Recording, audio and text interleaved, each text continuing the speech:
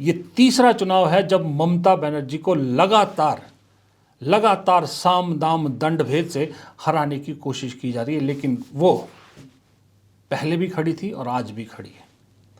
इस बार का हथियार है क्या आपको मालूम है? एसआईआर। और एसआईआर के खिलाफ ममता बनर्जी पहले दिन से है। अब आलम यह है कि ममता बनर्जी उस एसआईआर की लड़ाई को बंगाल से दिल्ली ले आई है। कल दिल्ली पहुंचती है ममता बनर्जी। एसआईआर में जिनका नाम कटा, कुछ इफेक्टेड लोगों को साथ लेकर चुनाव आयोग से मिलने के लिए।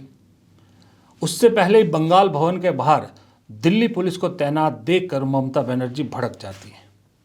और ममता बनर्जी ने जिस तरह से उस वक्त अपना गुस्सा निकाला या उस पुलिस को भगाया, वो अपने आप में हिम्मत की बात है।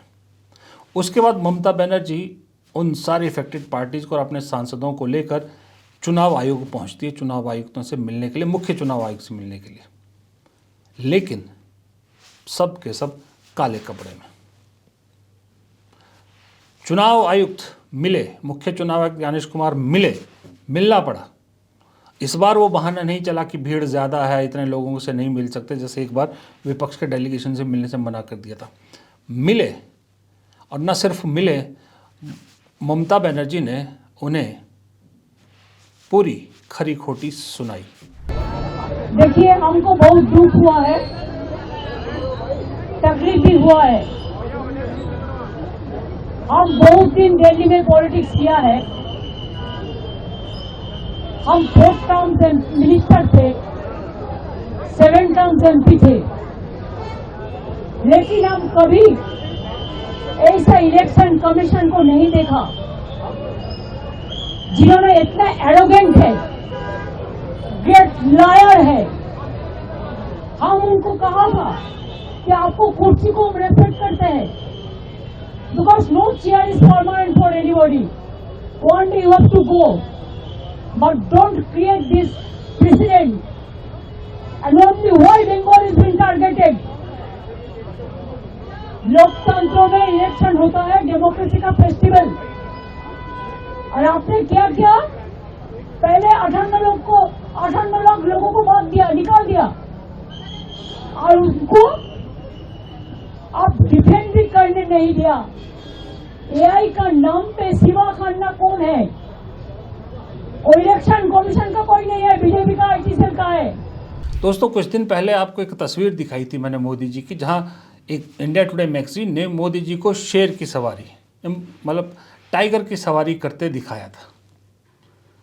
लेकिन अब बीजेपी को एक चीज़ समझाना बहुत ज़रूरी है, समझना ज़रूरी है कि शेरनी की सवारी करने की कोशिश मत करना। शेरनी की सवारी बहुत महंगी पड़ेगी, शेरनी की सवारी करने की कोशिश, क्योंकि शेर तो फिर भी भूल जाएगा या चला जाएगा, शेरनी जख्म नहीं भूलती। और राजनीति में, मेरे हिसाब से देश की राजनीति में अगर शेरनी की बात की जाए, मौजूदा राजनीति में तारीफ़ करनी बनती है, तो मेरे हिसाब से ममता बनर्जी से बड़ी शेरनी आज के पॉलिटिकल सिस्टम में नहीं है। आप में से बहुत से लोग उनकी राजनीति से एग्री करते होंगे, कुछ डिसएग्री करते होंगे। मैं भी उनके राजनीति से कई बार डिसएग्री करता हूँ, लेकिन इस चीज़ की तारीफ़ करना बनता है ममता बनर्जी की कि बीजेपी के सामने खड़े होना, न सिर्फ खड़े होना, दहाड़ना कैसे किया जाता है। क्षेत्रीय पार्टी होने के बावजूद एक मुख्यमंत्री के तौर पे ये ममता बनर्जी से बेहतर कोई नहीं कर सकता। देश में कहीं नज़र दौड़ा लीजिए, बहुत बड़े बड़े विपक्ष के मुख्यमंत्री हैं, लेकिन जिस तरह से Mamata Banerjee head on challenge लेती है और जितना ज़ोर ममता को हराने के लिए बीजेपी ने लगाया, किसी और मुख्यमंत्री को हराने के लिए इतना जोर नहीं लगाया। अभी ममता बनर्जी बाहर आके जो बोल रही हैं, सोचिए ज्ञानेश कुमार को क्या क्या सुनाया होगा इन ममता बनर्जी ने। इसलिए मैंने कहा कि छाती पे खड़े होकर दहाड़ने वाली शेरनी ममता बनर्जी है बीजेपी के लिए राजनीति में। लेकिन राजनीतिक रूप से वो क्या करती हैं, कैसे करती हैं, उससे एग्री सब नहीं करेंगे, ये भी बात तय है। खास करके जो कांग्रेस स्टाइल ऑफ पॉलिटिक्स करते हैं, जो कांग्रेस के समर्थक हैं, वो ममता बनर्जी की पॉलिटिक्स से एग्री नहीं करते, क्योंकि एक तरफ तो ममता बनर्जी जब खुद पे आती है तो बीजेपी के खिलाफ लड़ने के लिए सबको साथ आने का आह्वान करती है, लेकिन जब बात कांग्रेस पे आती है तो वो किनारा कर लेती है। इंडिया गठबंधन को खड़ा करने का जब आइडिया होता है तो ममता बनर्जी साथ खड़ी होती हैं, लेकिन जब उसी इंडिया गठबंधन की कमान की बात आती है तो वो कांग्रेस को किनारे करने पे तुल जाती है। ये भी ममता बनर्जी ही है, ये भी राजनीति उन्हीं की है। वो अपने कंफर्ट के हिसाब से, अपने मतलब के हिसाब से राजनीति करती है, ये भी बात तय है, इसमें कोई दो राय नहीं है।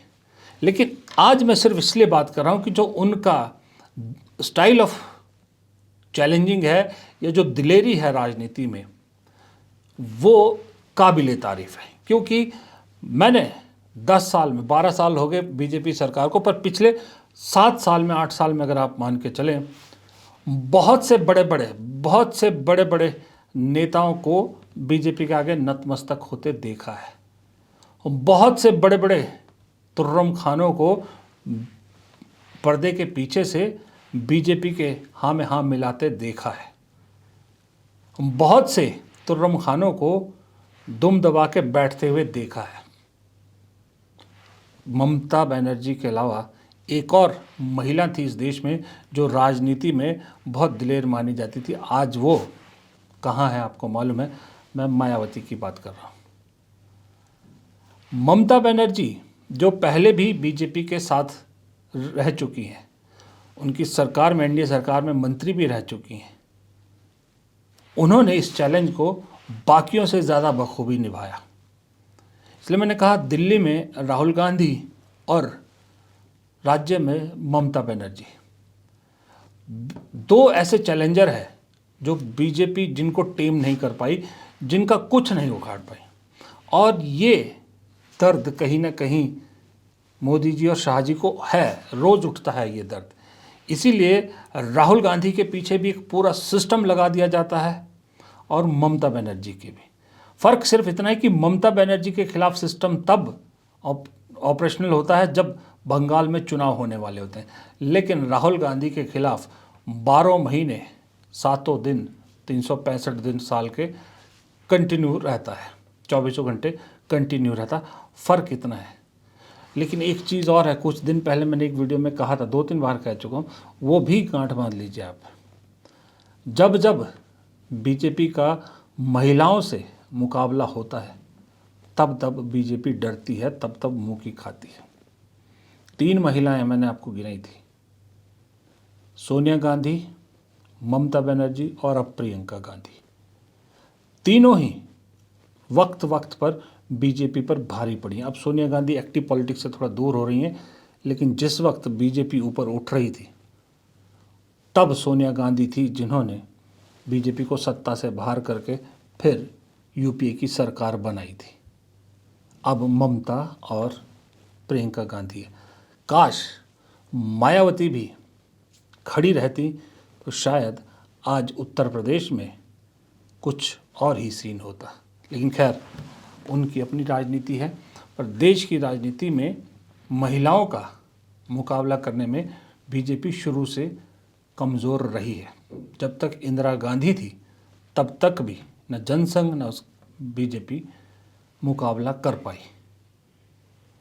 महिलाओं से मुझे नहीं मालूम क्यों घबराती है बीजेपी, लेकिन ये हकीकत है। लेकिन बीजेपी की किस्मत अच्छी यह है कि पूरे देश में इस वक्त प्रियंका गांधी और ममता बनर्जी को आप छोड़ दीजिए तो इन दो के अलावा कोई और सशक्त महिला जो नेतृत्व करती हो वो सामने नहीं दिख रही। बस ये खुशकिस्मती बीजेपी की है। फिलहाल इस वीडियो में इतना ही। प्रदीप चौहान को दीजिए इजाज़त। नमस्कार।